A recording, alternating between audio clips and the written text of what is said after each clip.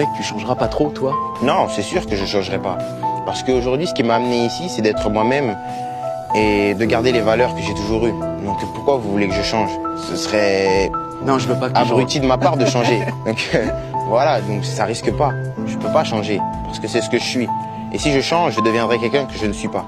Et être quelqu'un que vous n'êtes pas, c'est dur. Le travail, ça ne doit pas être une charge pour toi. Ça ne doit pas être un fardeau sur ton dos qui t'empêche d'avancer. Plutôt, ça doit être ton objectif. Quelque chose qui te pousse à avancer. Quelque chose qui te dit à chaque fois il faut le faire. C'est comme ça le travail doit être pour toi. Kylian Mbappé a accepté le travail. Et le travail que tu fais, tu dois faire tout possible pour trouver ta passion. Parce que si tu ne trouves pas ta passion, tu vas travailler à chaque fois. Et toi-même, tu vas te demander pourquoi je me réveille si tôt. Pourquoi je suis en train de faire ce putain de job. Parce que tu n'as pas trouvé ta passion. Parce que tu n'as pas trouvé ce que tu cherches. Ce qui est au fond de toi. Ce que tu veux. Sinon, quand tu as un objectif fixé, tu as un rêve fixé, tu connaîtras la valeur de ton travail.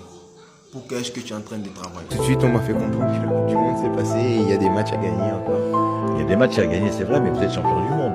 Bien sûr, je pense que maintenant, personnellement, ça appartient à l'histoire. Non, vous êtes champion du monde éternellement, Oui, quoi qu'il arrive. mais c'est derrière nous. Il faut avancer, il faut continuer. Donc c'est sûr que c'est quelque chose de merveilleux. On a la 2e étoile sur le maillot. Mais voilà, maintenant, le football continue et il faut continuer à gagner si on veut continuer à exister. C'est ça aussi, joueur de haut niveau, c'est pas se contenter de ce qu'on a, c'est d'aller chercher plus. Donc voilà, l'objectif c'est de encore gagner. Je veux aller jusqu'au bout de ce que je peux faire. Essayer de repousser mes limites au maximum jusqu'à que je ne puisse plus et on verra où ça me mènera. Où est-ce que j'aimerais terminer ma carrière? Bonne question, parce que ça dépend. Parce que le football, il évolue beaucoup. Donc quand je terminerai à jouer, il y a pas mal de clubs qui auront évolué. Donc je dirais dans la meilleure équipe possible. Vécu une année formidable après. On a remporté le titre de champion, on a été en demi-finale de Ligue des Champions, finaliste de la Coupe de la Ligue. Donc on a fait des choses extraordinaires. C'était une bande de copains qui Vous s'amusaient. êtes marré, pour faire simple. Bien sûr. Vous avez joué au football, mais vous êtes marré aussi. On a pris du plaisir. C'était une passion, c'était pas un métier. À l'instant où je te parle, peut-être il y a quelqu'un qui a les mêmes rêves que toi, qui a les mêmes objectifs que toi, qui est en train de travailler, en train de bosser dur pour la réaliser. La différence qui est entre cette personne et toi, ce n'est pas le talent, c'est le travail. La réussite, c'est 10% de talent et 90% de travail. Tu dois travailler. Une classe d'enfants, est-ce que le foot c'est un jeu d'enfants? Bien sûr. Pour tous ceux qui sont passionnés. Après, chacun est libre de faire ce qu'il veut. Si certains considèrent ça comme un métier, c'est un métier aussi. Mais moi, je considère ça comme une passion. Et quand tu considères ça comme une passion, t'es obligé d'être comme un enfant sur un terrain. Prendre du plaisir, être vraiment content d'être là. Et te dire que des millions de personnes voudraient être à ta place. Et comme moi, j'ai voulu être à la place des gens et aujourd'hui, je suis à leur place. C'est vraiment un plaisir de se lever tous les matins pour aller jouer au foot. Ce qu'on oublie de dire, c'est les heures que tu as données. Oui, tu travailles des jours et des jours, mais ça c'est pas que le footballeur, dans la vie aussi. Si tu veux quelque chose, il faut travailler. Donc ça, c'est pas seulement les footballeurs qui sont comme ça, c'est dans la vie de tous les jours aussi. Lorsque tu veux quelque chose, il faut travailler pour l'avoir. Parce que la vie n'est pas simple et que il y a que les travailleurs qui obtiennent ce qu'ils veulent. Donc ça, c'est pas question de savoir le nombre d'heures. Tout le monde sait que tout le monde travaille. Il y a des gens qui travaillent là dans les écoles, moi c'est dans le foot, toi c'est dans le journalisme, donc c'est plein de choses différentes, mais on a tous la même charge, on rentre tous fatigués chez nous le soir. Et ça fait partie de mon éducation, je pense qu'on m'a toujours éduqué dans le sens où tu dois travailler pour obtenir ce que tu veux et ne rien demander en retour.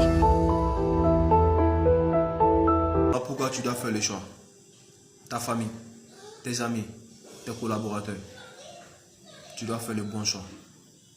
Savoir dans l'environ, dans l'entourage où tu dois être pour pouvoir poursuivre tes rêves, pour pouvoir poursuivre ton objectif. C'est aussi la réussite d'une famille, de vos parents, ils ont un rôle très important. Bien sûr, ils m'ont toujours accompagné partout où je suis allé. Ils sont toujours avec moi, ils étaient là à la compétition, donc bien sûr c'est important d'avoir un cadre familial solide pour réussir une carrière de haut niveau, ça, il n'y a pas de secret.